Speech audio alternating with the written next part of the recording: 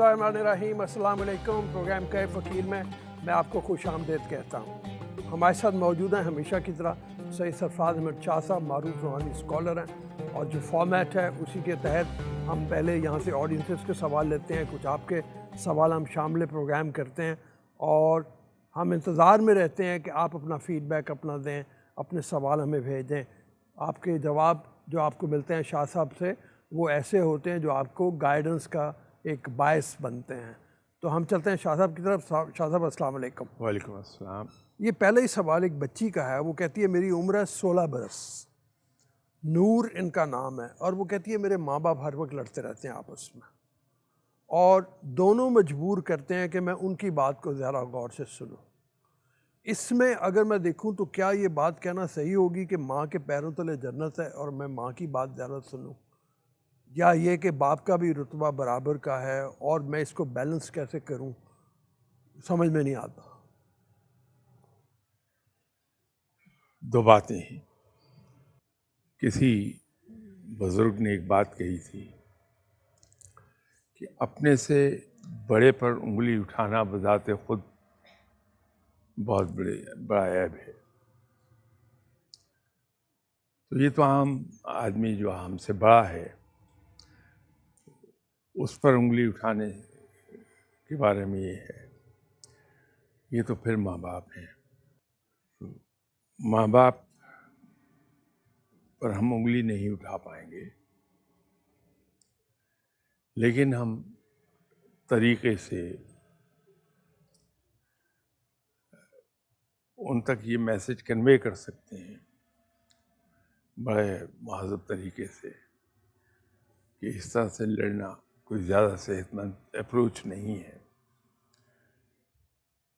मैं अक्सर आपसे एक अर्ज़ करता रहता हूँ कि इस्लाम मज़हब नहीं, ये दीन है, और कहीं कोई ज़िंदगी का ऐसा पहलू नहीं है जिसकी तालीम हमें नहीं दी गई है। अब ये अपने से बड़े की ख़ता को पॉइंट आउट करने का सबसे खूबसूरत तरीक़ा जनाब हज़रत इमाम हुसैन रज़ी अल्लाह ताला अन्हु और जनाब हज़रत इमाम हसन रज़ी अल्लाह ताला अन्हु,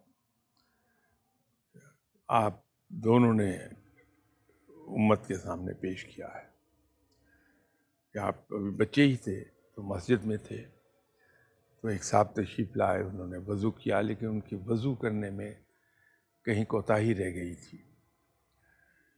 तो बजाय इसके कि ये दोनों बच्चे उन साहब से ये कहते कि आपसे ये गलती हो गई, तो आपने उनसे कहा कि देखिए हमें वज़ू पूरी तरह नहीं आता, हम आपके सामने वज़ू करते हैं, इसमें जहाँ खामी हो हमें पॉइंट आउट कर दीजिएगा ताकि हमें वज़ू करना आ जाए।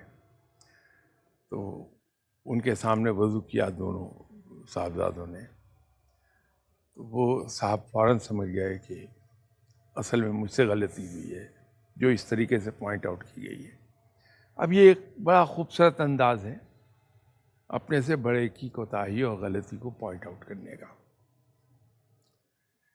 माँ बाप के बारे में तो हमें बहुत मोहतात रहना होता है, लेकिन इसके मुख्तलिफ मेथड इस्तेमाल किए जा सकते हैं कि इनकी मौजूदगी में ऐसे प्रोग्राम लगा के देखिए जिसमें ये मैसेज कन्वे किया जा रहा है कि बच्चों की मौजूदगी में लड़ना बच्चों की ज़हनी सेहत के लिए नुकसानदेह होता है, या इसी तरह के ड्रामे हैं, सो ऑन सो फोर्थ मुख्तलिफ चीज़ें।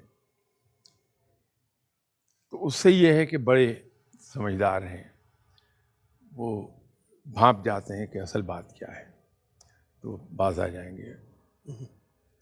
कोई सवाल ले लेते हैं जी।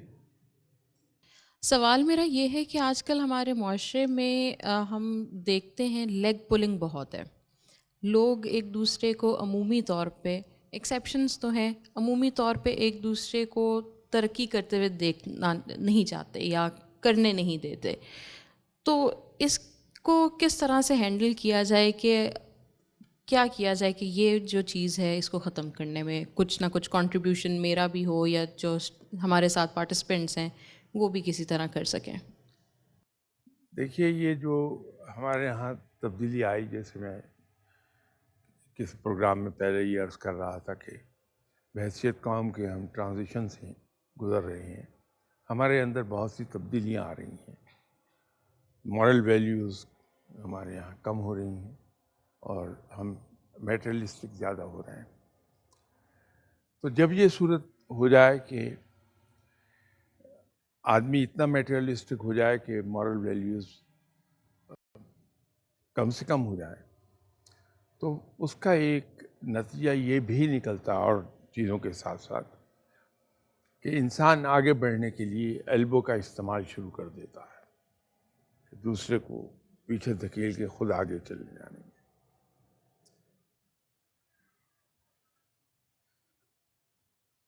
یہ ہوتا رہے گا جب تک کہ ہم آہستہ آہستہ ایک تجریدی اس ایک عمل سے نہیں گزر جاتے جس میں بہت آہستہ آہستہ سے تبدیلی آئے گی۔ یہ گریجول ہے، لیکن جس آدمی کے ساتھ یہ سلوک کیا جا رہا ہے اس کے لیے یہ ہے کہ سب سے بہترین جواب یہ ہے کہ ایک خوبصورت سی مسکراہٹ دوسرے آدمی کی طرف اچھال دی جائے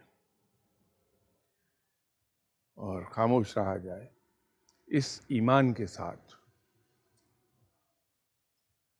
کہ اگر رب تعالیٰ مجھے کوئی چیز دینا چاہے گا تو ساری دنیا مل کے بھی اسے نہیں روک پائے گی کہ میرا رب دے رہا ہے مجھے، اور اگر رب تعالیٰ کوئی چیز مجھے نہیں کرنا چاہے گا تو ساری دنیا مل کے بھی مجھے دلوا نہیں سکتی۔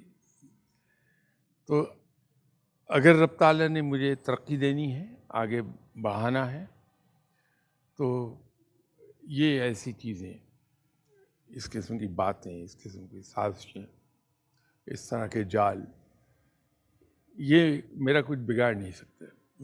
تو جب کچھ بگاڑ نہیں سکتے تو میں کسی کو برا کیوں سمجھوں؟ تو بہترین جواب اس کا ایک مسکراہٹ ہے، اور جب وہ بندہ کبھی اپنی ضرورت سے پاس آ جائے آپ کے، تو اپنے قریبی آدمی کا کام چھوڑ کے اس کا کام کر دیجیے پہلے، اس کا اجر بہت ملے گا۔ اچھا، اس لیے کہ رب معاف کرنے والوں کو پسند کرتا ہے۔ ٹھیک ہے جی بیٹا، اب آپ جو آپ کی طرف پہلے چلیں۔ السلام علیکم۔ وعلیکم میرا السلام۔ سوال آپ سے یہ ہے کہ لوگوں میں آج کل احساس ختم ہو رہا ہے، اس کی کیا وجہ ہے؟ احساس کس چیز کا؟ مطلب کہ انسانیت کا، لوگ مطلب ایک دوسرے کو ایک دوسرے کے لیے ہمدردی کا احساس، یا مطلب نہیں، میں نے ابھی یہ عرض کیا تھا کہ ہم بہت زیادہ مادہ پرست ہو رہے ہیں، اور جب یہ چیز آ جائے انسان میں تو پھر وہ اپنی ذات کے علاوہ دوسروں کا خیال کم ہی کرتا ہے۔ لیکن میں اس بات سے شاید اتفاق پوری طرح نہ کر پاؤں۔ ہم ایک ایسی قوم ہے جو نارمل حالات میں کچھ اور ہوتے ہیں، لیکن جہاں کوئی مصیبت آ جائے، کوئی مشکل آ جائے، وہاں ہم سے زیادہ دوسرے کا خیال کرنے والا شاید ہی کوئی ملے گا آپ کو۔ آپ دیکھ لیجئے، زلزلہ آیا تو ہمارا رویہ کیا ہو گیا، سیلاب اب آئے ہیں تو ہمارا رویہ کیا ہے۔ وہ جو مسلمان کے اندر ایک چنگاری دبی رہتی ہے، وہ بجھتی نہیں ہے، دب تو جاتی ہے، تو کوئی بھی واقعہ اس چنگاری کو اگنائٹ کر دے گا اور شعلہ بن جائے گی وہ، اور یہ ہوتا ہے۔ آپ 65 کی لڑائی کے قصے دیکھ لیجئے، 71 کی لڑائی کے قصے دیکھ لیجئے، اور بھی جب کوئی ایسی مصیبت آئی ہے تو یہی قوم ہے جو آگے بڑھ کے مدد کرتی ہے سب کی۔ یہ اس میں ایک سوال یہ نہیں پیدا ہوتا کہ یہ آخر ہم انتظار میں کیوں ہوتے ہیں کہ کوئی واقعہ ہو تو پھر ہم کچھ کریں؟ ہم پہلے سے کوئی پلان کر کے کیوں نہیں کچھ کرتے؟ غریب ہمارے ارد گرد چاروں طرف ہیں، لیکن ہم انتظار کریں کہ مطلب اب کوئی آفت آئے گی تو ہم مدد کریں گے۔ مزاجن ہم شاید پلان کرنے کے فیور میں نہیں ہے. ہم پابندیوں کے خلاف کھڑے ہو جاتے ہیں, پابندیاں برداشت نہیں کرتے کہ ہمیں سسٹم ہارنس کر دے ایک سچویشن کے اندر, وہ ہم برداشت نہیں کر پاتے. تو اسی لیے ہمارے رویے عام حالات میں, جب نارمل سچویشن ہے اس میں کچھ اور ہوتے ہیں, لیکن in case of an emergency ہمارے رویے بالکل مختلف ہو جاتے ہیں. جی السلام علیکم سر. میرا سوال یہ ہے کہ دعا قسمت کو کیسے بدلتی ہے؟ دیکھیے, تقدیر کے دو حصے ہیں. ایک تقدیر مبرم ہے جو بہت چھوٹا حصہ ہے, ہارڈلی 5 to 10% آف ٹوٹل تقدیر, اور ایک ہے تقدیر معلق, وہ ٹوٹل تقدیر کا 95% حصہ ہے. جو تقدیر مبرم ہے, جیسے زندگی اور موت ہے, موت کا وقت, موت کا طریقہ, موت کا مقام, یہ سب مقرر ہے. اور اسی طرح دوسری چیزیں ہیں, عزت ہے, ذلت ہے, رزق ہے, یہ تقدیر مبرم کا حصہ ہے. اور تقدیر معلق جو ہے وہ مشروط ہے ہماری تدبیر اور کوشش کے ساتھ. جو کوشش تدبیر کے ساتھ کی جائے گی اس میں ناکامی شاذ و نادر ہوتی ہے, تو اس کو ہم تبدیل کر لیتے ہیں. اب یہ جو سوال آپ نے پوچھا کہ دعا تقدیر کو بدلتی کیسے ہے, تو ایک تو سیدھا سیدھا جواب ہے کہ جب ہم اللہ کے حضور گڑ گڑاتے ہیں اور صدق دل سے, دل کی گہرائیوں سے دعا کرتے ہیں, تو رب تعالیٰ ہم پہ رحم فرماتا ہے اور ہماری وہ خواہش پوری کر دیتا ہے, بشرطے کہ ہمارے مفاد کے خلاف نہ ہو. اب یہ جو دعا ہے, اسی لیے اس کو کہا جاتا ہے کہ دعا کی ڈیفینیشن بڑی مختصر سی اگر ہم کریں گے, وہ یہ ہے کہ ایک دکھی دل سے اٹھی ہوئی پکار دعا ہے. تو جب ہم دل سے دعا مانگتے ہیں تو پوری ہو جاتی ہے. سائنس اس کو یہ کہتی ہے کہ یہ مادہ ہے جو ہمارے ارد گرد پھیلا ہوا ہے, جب ہم تواتر کے ساتھ ایک ہی الفاظ ادا کرتے ہیں تو ہمارے ارد گرد کا مادہ وہ شیپ لینے لگ جاتا ہے, وہی شیپ لیتا ہے. تو اس طرح ہم کہتے ہیں کہ ہماری دعا قبول. جس طرح بچے کی تربیت کے لیے گائیڈنس کی ضرورت ہوتی ہے, قدم قدم پہ رہنمائی کی ضرورت ہوتی ہے, اسی طرح میں سوچتا ہوں کہ مجھے بھی ہر قدم پہ گائیڈنس کی ضرورت ہے جوان ہونے کے باوجود. لیکن یہ گائیڈنس یہ نہیں معلوم کہ کہاں سے ملے گی. اسکول کالج سے تو میں نکل آیا ہوں, اب میں اپنی گائیڈنس کے لیے کسے سہارا بناؤں؟ ان صاحب نے بارہا زندگی میں ایک جملہ پڑھا ہوگا کہ کتاب بہترین استاد ہے, اور کتاب ایسی چیز ہے جو علم کے حصول کا ذریعہ ہے. It adds to our knowledge. ٹھیک ہے. اور علم جو ہے وہ ہمیں گائیڈ کرتا ہے. میں اکثر و بیشتر یہ عرض کیا کرتا ہوں کہ جو چیزیں ہم ادھر ادھر سے پک کرتے ہیں تھرو آر 5 senses, اس میں ایک اور چیز ایڈ کر لیجئے, کتاب. وہ اس وقت تک معلومات رہتی ہیں جب تک کہ وہ ہمارے زندگی کے رویوں پہ اثر انداز نہ ہو جائیں.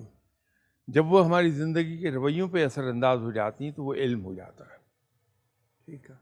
علم ہمیں ساری عمر قبر کی دیواروں تک ہمیں گائیڈ کرتا رہتا ہے. تو میرا مشورہ ہوگا ان صاحب کو کہ آپ ریڈنگ ہیبٹ ڈیولپ کیجئے اور دنیا جہان کی چیزیں جو آپ کے ہاتھ لگ جائیں ان کو پڑھیے. آپ کو گائیڈنس ملتی چلی جائے گی. اور اکثر و بیشتر لوگ ایک سوال کر لیتے ہیں کہ کس قسم کی کتابیں پڑھی جائیں. ذاتی طور پر میں نے دیکھا کہ دو چیزیں ہمارے علم میں بہت اضافہ کرتی ہیں. ایک تو جو آٹو بایوگرافیز ہیں، اس کو آپ بیتی آپ بھی یہ آپ بیتی جو ہے یہ بہت ہی غضب کی چیز ہے. لوگ اپنے میمائرس لکھتے ہیں، جی وہ ہمارے علم میں بے پناہ اضافہ کرتے ہیں کہ جن صاحب نے 70 ایئرس کی ایج میں آ کے اپنی زندگی کی یادداشتیں لکھیں، اب انہوں نے وہ سب کچھ جو وہ کتاب میں لکھ رہے ہیں کہ میں اس میں سے گزرا، اور انسانی ذہن پڑھنے والا انسانی ذہن خود اس سے اندازہ لگا رہا ہے کہ اس کا نتیجہ کیا ہوا ہوگا، اس کا نتیجہ کیا ہوا. انہوں نے 70 سال زندگی کی، قیمتی 70 سال قیمت ادا کی ہے اس تجربے کو حاصل کرنے میں. بڑی ہیوی پرائس ہے اس ایکسپیرینس کی وہ، لیکن ہمیں وہ چند 100 روپوں میں ان کے 70 سالہ زندگی کے تجربوں کا نچوڑ مل جاتا ہے. تو اس سے ہم بہت کچھ سیکھتے ہیں. ایک تو یہ آٹو بایوگرافیز. دوسری چیز ہے اگر کہیں مستند سفر نامے مل جائیں. اب کچھ لوگ ہیں جو سفر نامے افسانوی باتوں کے بغیر بھی لکھتے ہیں. میرے بڑے پسندیدہ رائٹر ہیں مستنصر حسین تاڑڑ صاحب ہیں.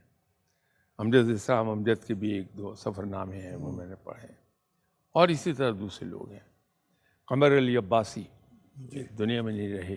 جی تو ان کے جو سفر نامے ہیں اس کے اندر وہ اضافی باتیں نہیں ہیں جو عام طور پہ سفر ناموں میں مل جاتی ہیں. بڑے ٹھوس معلومات پہ مبنی ہوتے ہیں. تو یہ سفر نامے بہت کچھ انسان کو دیتے ہیں. تو میرا مشورہ ان کے لیے یہ ہے کہ ریڈنگ ہیبٹ ڈیولپ کر لیں.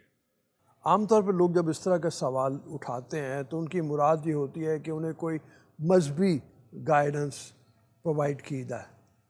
تو آپ ہمیشہ میں نے یہ دیکھا ہے کہ آپ پرسنل خود دعا کریں، خود عبادت کریں، خود اس کو اپنے لیے تحقیق کریں، خود پڑھیں، اس کے اوپر زیادہ توجہ دے رہے ہوتے ہیں. تو اس کی کوئی خاص وجہ مطلب جو آپ سمجھتے ہیں؟ نہیں، ایک تو ایمان کی بات ہے. بحیثیت مسلمان کے ایمان تو میرا ہے رب تعالیٰ پر. In most of the cases I don't trust Allah. اصل پرابلم وہاں آ جاتا ہے where I don't trust Allah. تو جب ہم ہر معاملے کے لیے رب کی طرف دوڑتے ہیں تو اس سے اللہ پر بھروسہ ہمارا بڑھتا ہے. اس لیے میں ایک عرض کیا کرتا ہوں کہ رب ہم سب کا ہے. رب کافر کا بھی ہے، رب مشرک کا بھی ہے جس کو بڑا کنڈیم کرتا ہے رب تعالیٰ،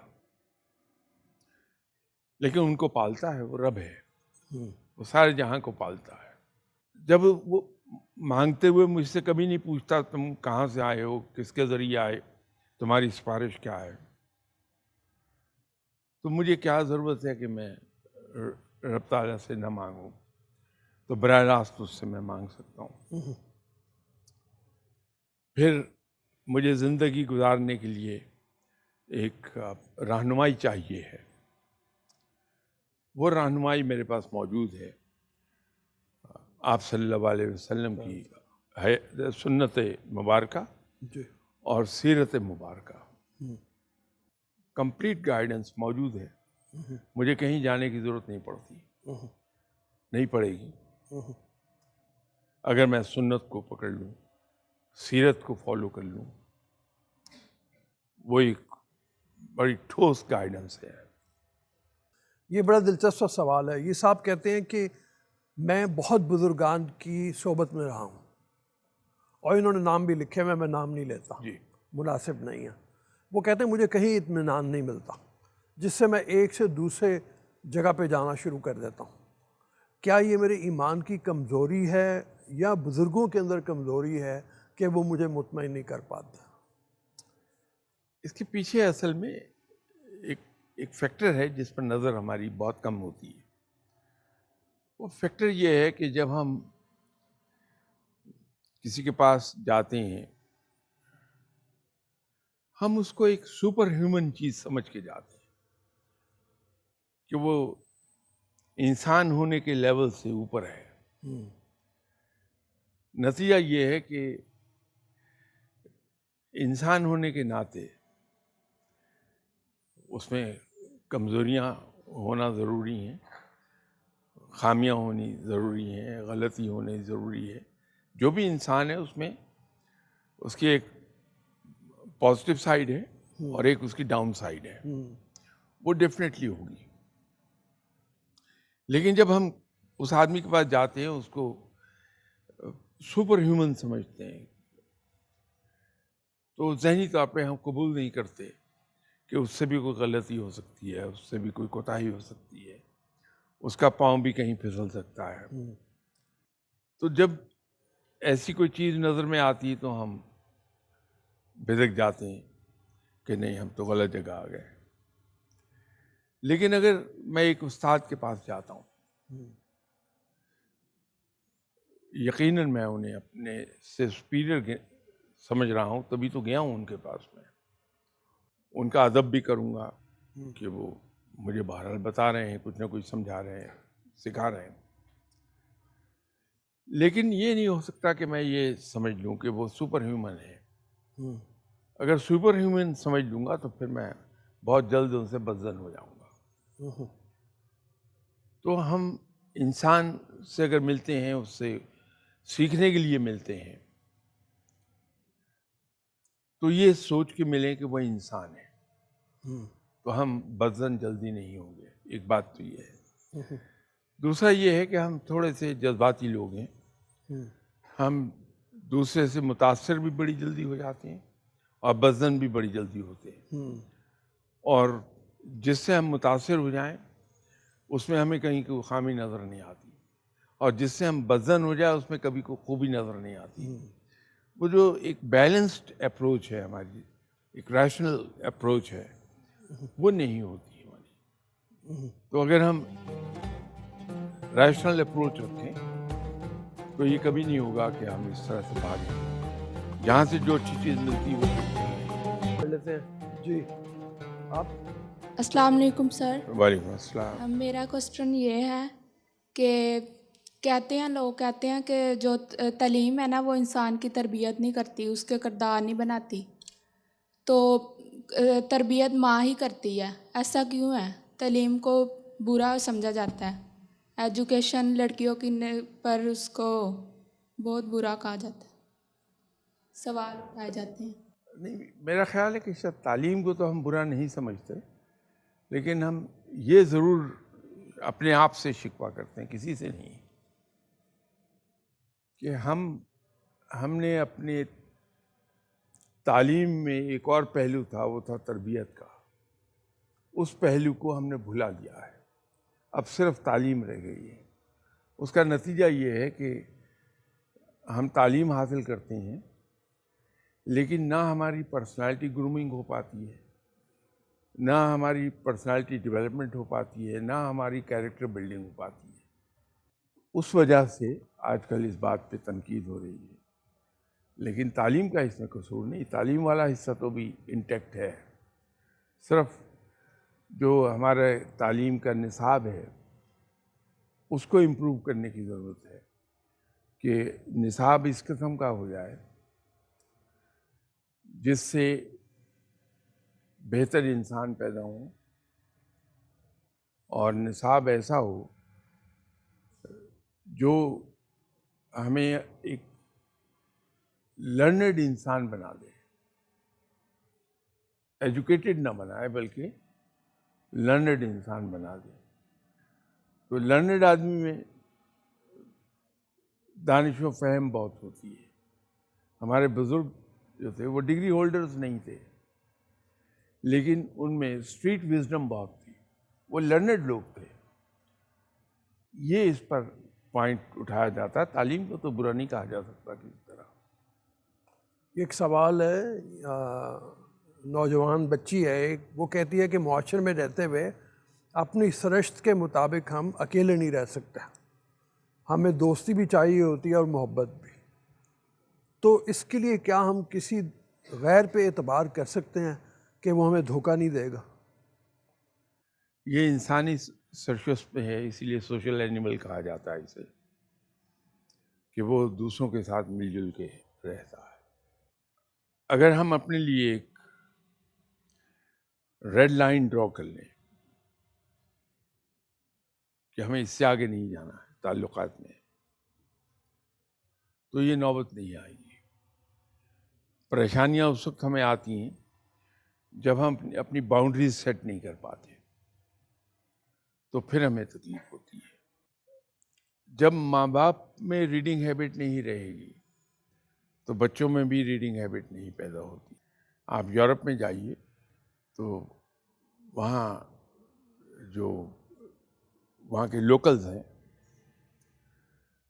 وہ اگر بس میں بھی بیٹھے ہیں تو کتاب پڑھتے ہوئے جا رہے ہوں گے۔ اور I was amazed، ایک ٹیکسی میں بیٹھا، وہ ایک ٹریفک سگنل پہ گیا، اس کی گاڑی رک گئی، اس نے ساتھ سے کتاب اٹھائی پڑھنی شروع کر دی۔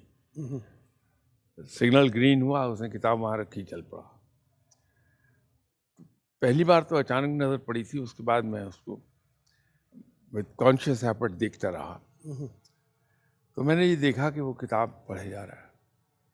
وہ جو ٹریفک سگنل پہ اسے رکنا ہے 40 سیکنڈ 50 سیکنڈ، وہ اس کو بھی ضائع نہیں کر رہا، کتاب پڑھ رہا ہے۔ اس کی وجہ یہ ہے کہ وہ بچپن سے دیکھتا آیا ہے، اور یہ کتاب کی لت بڑی بری لت ہوتی ہے، نشہ ہے۔ شروع کر دے آدمی تو پھر جب آدمی کو ریڈنگ ہیبٹ اس کی ڈیولپ ہو جائے تو سو نہیں سکتا۔ جی پھر ہوتا یہ ہے کہ اگر کبھی آپ ٹور پہ گئے اور اتفاق سے کتاب لے جانا ساتھ بھول گئے تو آدمی سڑک پر ڈھونڈتا ہے کہ وہ جو کاغذ کے چھوٹے چھوٹے پیس وہ اٹھا کے لے جاتا اپنے ہوٹل روم میں، وہاں ان کو پڑھ کے سوتا ہے۔ وہ اتنا اسٹرانگ نشہ ہے یہ۔ تو یہ اسی صورت میں ہوگا جب ماں باپ کتاب بچوں کی موجودگی میں کتاب پڑھتے رہیں گے تو یوں ریڈنگ ہیبٹ ڈیولپ ہوگی۔ جی السلام علیکم سر، میرا وعلیکم سوال السلام۔ یہ ہے کہ کچھ جو پیر فقیر ہوتے ہیں ان کے لوگ ہاتھوں پہ بیعت کرتے ہیں، تو یہ جائز ہے یا نہیں؟ بیعت کا کرنا تو ثابت ہے۔ اچھا، یہ بھی ایک سوال کچھ اسی طرح سے ہے، اور وہ یہ ہے کہ مراقبے کی اہمیت کیا ہے، اور کیا ہر شخص کے لیے لازم ہے کہ وہ مراقبہ کرے تبھی وہ اپنی زندگی میں ترقی پا سکتا؟ نہیں، لازمی تو نہیں کہا جا سکتا، لیکن مراقبے کے فائدے بہت ہیں۔ ایک فائدہ تو یہ ہے کہ جب انسان مراقبہ کر رہا ہوتا ہے تو وہ دنیا سے کٹا ہوا ہوتا ہے مینٹلی، تو وہ اس کے لیے ایک بہت زبردست بریک ہے کہ دنیاوی معاملات، دنیاوی مسائل، ان سب سے وہ دور ہو گیا ہے اور وہ اپنے رب کی طرف پوری طرح متوجہ ہے۔ تو جتنا دیر وہ مراقبے میں گزارتا ہے وہ اس کی بیٹری چارج ہو رہی ہے۔ سب سے بڑا فائدہ تو اس کا یہ ہے۔ جی دوسرا یہ ہے کہ آپ کے جو کنسنٹریشن اسپین ہے وہ خاصا براڈ ہو جاتا ہے اس سے، اور آپ کو ایک پریکٹس ہو جاتی ہے کہ آپ کسی ایک خاص پوائنٹ پر، بات پر पूरी यकसुई के साथ कंसंट्रेट कर लेते हैं, ठीक है। तो दुनियावी मामलात में भी उसका बड़ा फ़ायदा मिलता है कि हम अगर मुराक़बा कर रहे हैं तो हमें अपनी तवज्जो किसी एक नुक्ते पर मरकूज़ करने की आदत पड़ जाती है, तो हम दुनियावी मामलात में भी जब किसी एक बात पे पूरी तवज्जो मरकूज़ करते हैं तो वो मसला बड़ी जल्दी हल होता है। ठीक है। तो ये दुनियावी फ़वाइद भी उसमें आते हैं, और दीनी फ़ायदा तो है कि आप पूरी तरह रब की तरफ उस वक्त मतवज्जो होते हैं। थैंक यू शाह साहब, बहुत मेहरबानी। आप लोगों का भी बहुत बहुत शुक्रिया, और आपका भी शुक्रिया जिन्होंने हमें सवाल भिजवाए और हमने उन्हें शामिल किया प्रोग्राम में। इसी तरह से आइंदा भी आप हमें सवाल भिजवाते रहिए, अपना फीडबैक भी हमें देते रहिए। इंशाअल्लाह ताला अगले प्रोग्राम में फिर मुलाकात होगी। अल्लाह हाफ़िज़।